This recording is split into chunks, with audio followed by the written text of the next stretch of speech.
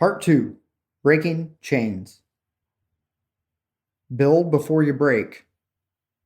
1. Before we get all destructive, it's best to think about building replacement chains prior to going straight into Wreck-It Ralph mode, tearing down all our unwanted chains. As mentioned previously, I've had a long tobacco habit, over 20 years. Hell, I could retire and maybe get a full pension from those chemical additive installing Carolina some but I hear they don't pay out, which is unfortunate. I've worked hard to keep their family businesses financially secure. Each time I try to quit using tobacco, it's been because of a Scrooge-like experience, except my ghost of tobacco future has been in my head, I think. For example, I think, how can I represent the help self genre as its number one and only bookseller if I get half my jaw removed? Or after I give up the proverbial ghost, will they put my face on one of those lame-ass say no to tobacco flyers and distribute it to all the teenage baseball players in the area? You know, those scare tactic flyers?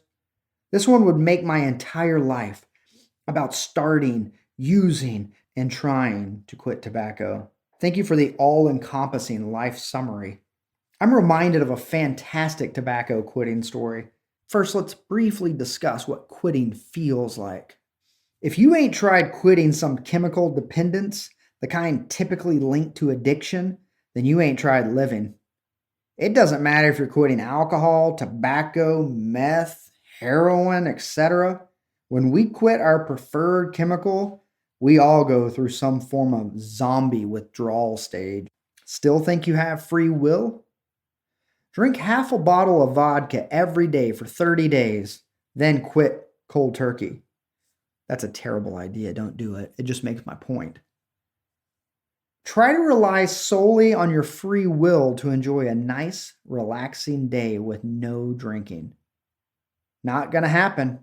Instead, you will be a zombie, drinking mouthwash or sneaking shots from your pal's liquor cabinet before noon. This is what happens when we try breaking these chains straight up. It has happened to me on countless occasions. It is sad that society either thinks of us dependents as having weak wills, or worse, calling our dependency a disease for which there is no known cure. Both explanations lead us to believe our unfortunate chains are somehow categorically different than a person who cannot go a minute without checking their Facebook or TikTok accounts. If you do not think the following behaviors, hitting a home run, having sex, eating a meal, or watching reality TV have to do with chemical dependence, then let me introduce you to dopamine. It's a naturally produced chemical in our brain that makes us feel satisfied with all kinds of things. But instead of understanding our brain chemicals supporting some of our unhealthy chains, this is how we like to label things related to real chemicals. Number 1, you lack the will to change. Number 2, it's in your genes. You were These labels are both sad and deficient, but I will let the behavioral pharmacology folks get my back on this one. I'm trying to point out that the behaviors we relate to as chemical addictions are in the middle of these two claims.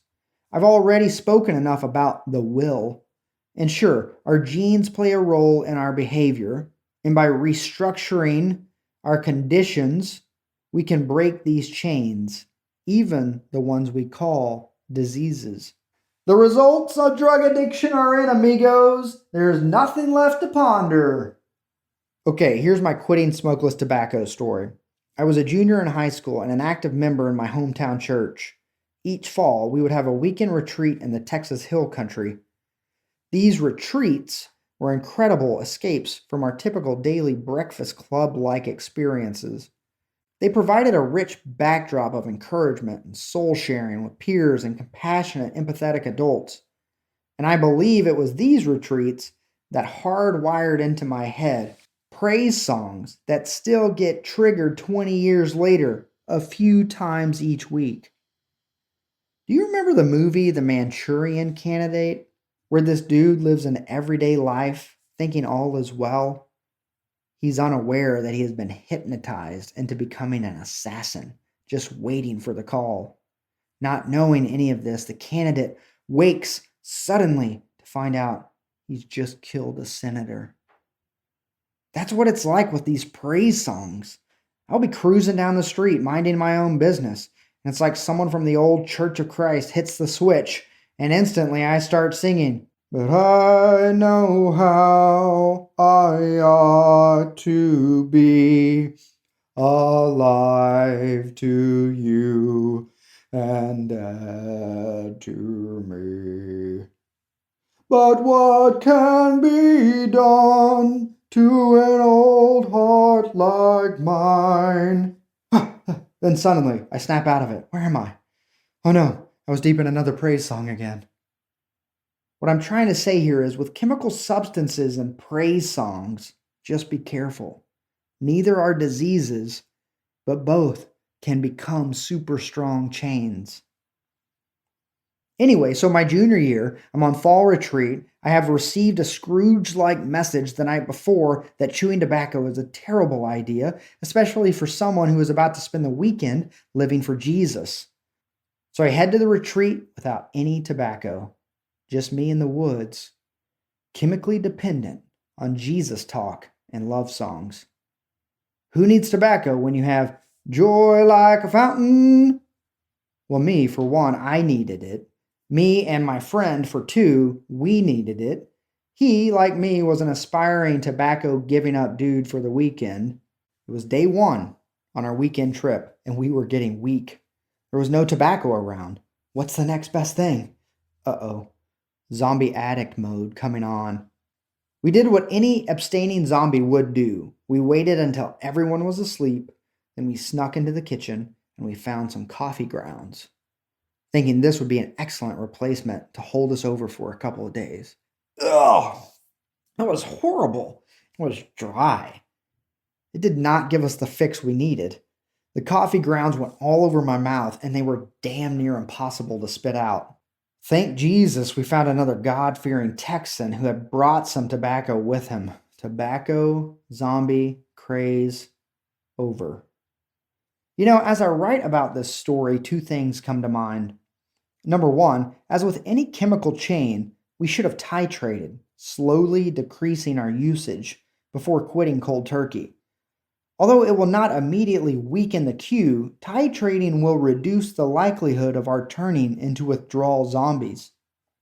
Number two, I think I might try something like Coffee Grounds Experiment.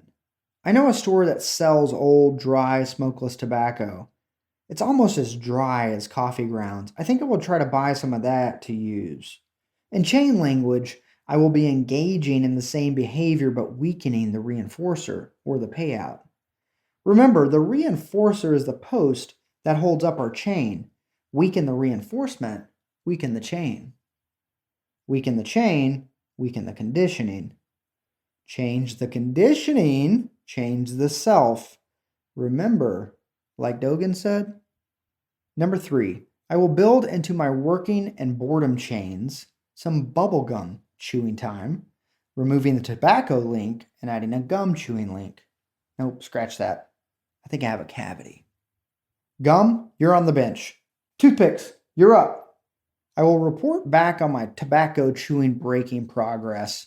In the meantime, sometimes a morning came too soon. Sometimes a day could be so hot. And there was so much work left to do, but so much you've already done. Oh God, you are my God, and I will ever praise you. Thank you, Rich Mullins, for that. Your song really stirred my 13-year-old ski tripping self. Unfortunately, I cannot control these praise songs. They are not in a chain.